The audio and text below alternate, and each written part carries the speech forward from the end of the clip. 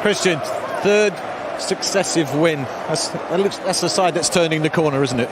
Yeah, no, I think from the start we had a lot of things we needed to change, and we've done that by winning. It hasn't been beautiful for 90 minutes, but we have 3 wins. Yeah, and you have to show a bit of steel away from home. Yeah, no, I think we are at the moment we're winning 1-0. We keep it tight, but yeah, no, obviously we want to do better. But I think this is a good start, and it's a good build. We can take something from this, and obviously the 3 points is the most important. The one goal, a lovely goal, Jadon, lovely team goal. Yeah, it was a great team goal. I'm just happy that I got the goal for the team and I got the 3 points. Yeah, you look confident now. Of course, the goal against Liverpool helped as well.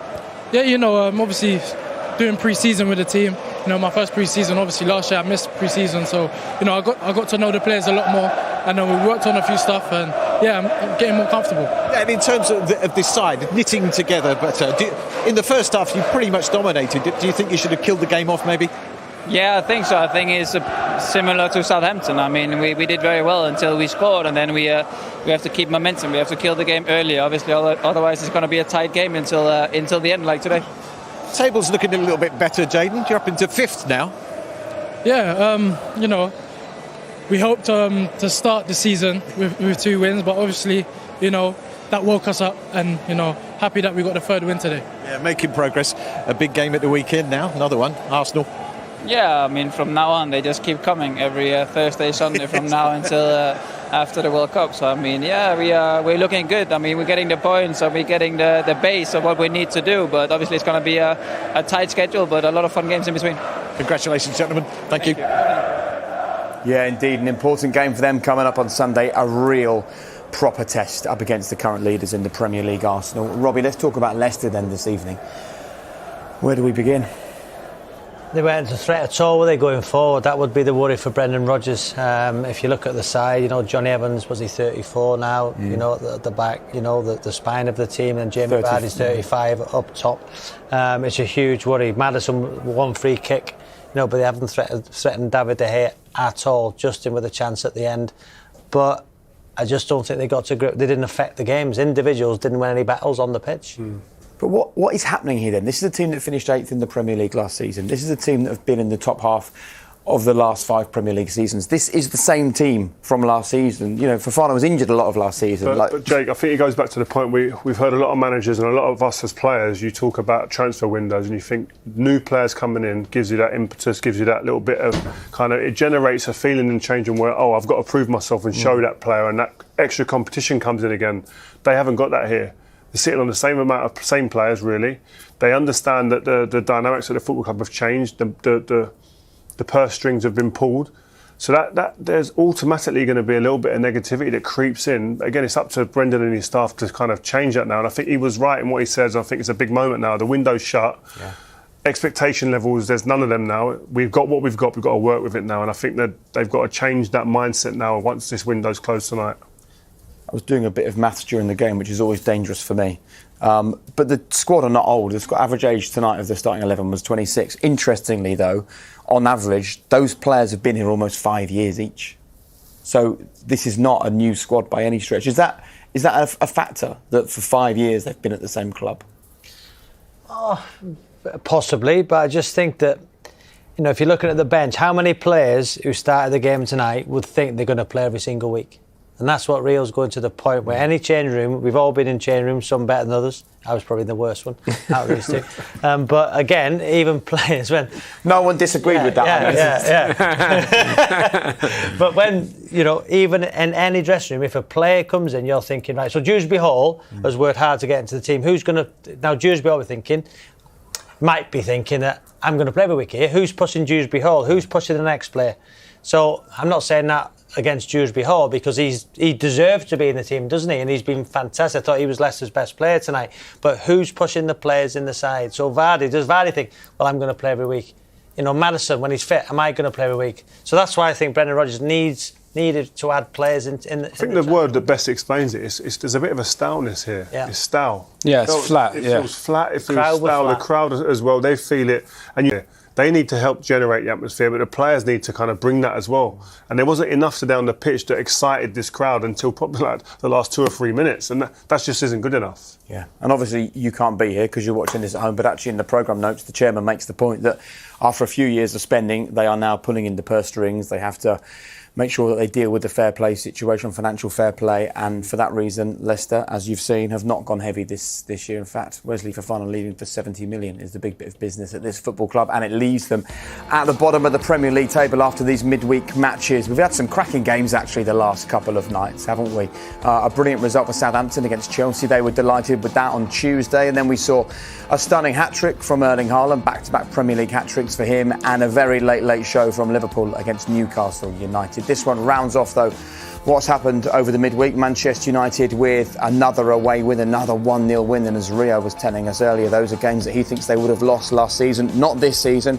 That's the reason why they're fifth in the Premier League. And this weekend they take on the leaders, Arsenal. But for Leicester, the big issue for them isn't just the performances. It isn't just the players that they haven't managed to bring through the door. It's not just the players that have left. It's their league position. 5 games played, no games won, 1 draw, and 4 defeats. There's a lot for Brendan Rodgers to be worried about at this football club, and there's a lot coming your way this weekend. Make sure on Saturday you save the day. United lead Leicester by 1-0 at half-time. Karen Carney and Michael Owen watching along with me. Fair to say it's not been the most entertaining first half of football, has it, Karen? But Manchester United controlling the game.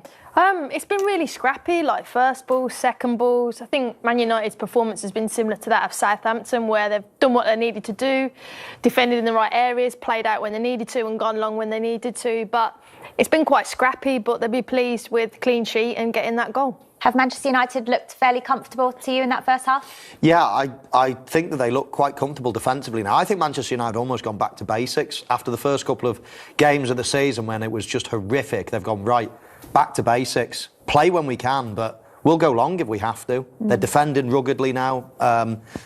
They haven't really looked like conceding a goal. David De Gea has not really had too much to do. So I think they're just playing almost percentage football now, hoping for a little break up front, maybe a mistake, a bit of magic. And it's working. I don't think that this is the type of football you'll be seeing come the end of the season. I think they'll improve as the season goes on. But I just think they said, right, enough's enough. We can't be playing like we did against Brentford and Brighton. And all of a sudden, they're playing more percentage football. And you showed us both on the tactics board before the game kicked off exactly how Manchester United have improved. And the goal came from Jadon Sancho. How were Manchester United allowed this much space? Because surely Brendan Rodgers has been looking at similar things to what you guys showed us before the game. Yeah, well, I think, the gaps naturally appear because the goalkeeper's gone long and the distances from Leicester's centre-backs to their midfield were just huge. And that's what made these pockets of spaces more available for Manchester United. Here it goes long and then you see the 2 centre-backs in the midfield, the gaps are huge, and then they pick it up. And then Bruno then goes into a fantastic pocket space. And then the timing of the movement from the centre-forwards, which I think Mo will show you in a minute, is really, really good. And then it's a tidy finish. But for me, the gaps come from that goal kick, which is just far too open for Leicester. I think you see it better from here, don't you, Mo? Yeah, this is a great angle of Bruno. Look at the centre of the picture, right by the referee here. I think Leicester aren't in the worst position here, but it's his movement into that area there that we highlight. He just gets that space, and all of a sudden, then Leicester become unbalanced and outnumbered. The ball in is great. Rashford's, awareness of touch and play it round the corner to Sancho is absolutely brilliant. And this finish, he makes it look so easy. I mean, yes, you can take it round the goalkeeper, you can play safe and take a big touch, but it kills your angle. It's all about how hard and how you caress that ball into the perfect area. You don't want to kill your angle. You want to open the goal out. And as I say, you take a big touch, you kill your angle, and players get back onto the line. So you're running at a fast pace, and just to try to caress that ball into the right area. He made it look simple.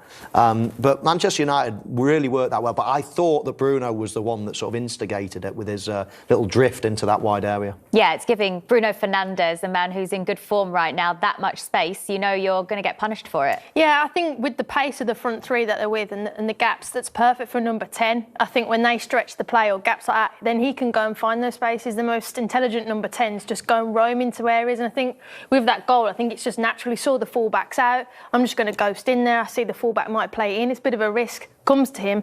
And then, like Mo said, the timing of everything else was just perfect for Man United. Have you been disappointed with Leicester in that first half? I have, yeah. They're lacking a little bit of confidence. They're not creating too many chances. Of course, we all know what they want to do. We all know what one of their star players, Jamie Vardy, wants to do. He almost broke free in the first part of the game, making a galloping run into one of the channels. But that's what he wants to do. Manchester United haven't really given him any space to run into. They've not kept such a high line. So they're reasonably one-dimensional at the moment, and we'll have to see a lot more from them. On paper, you look at their starting 11, it's not a bad team. They've got some really creative players. I haven't seen Maddison much. I haven't seen Tielemans much. Vardy's hardly had a kick. These are players that have got Premier League experience, old campaigners that have been really successful. So you want to see a lot more from them, because Manchester United haven't done loads. They've not really battered Leicester, but they've just been pretty solid play percentages and got their noses in front.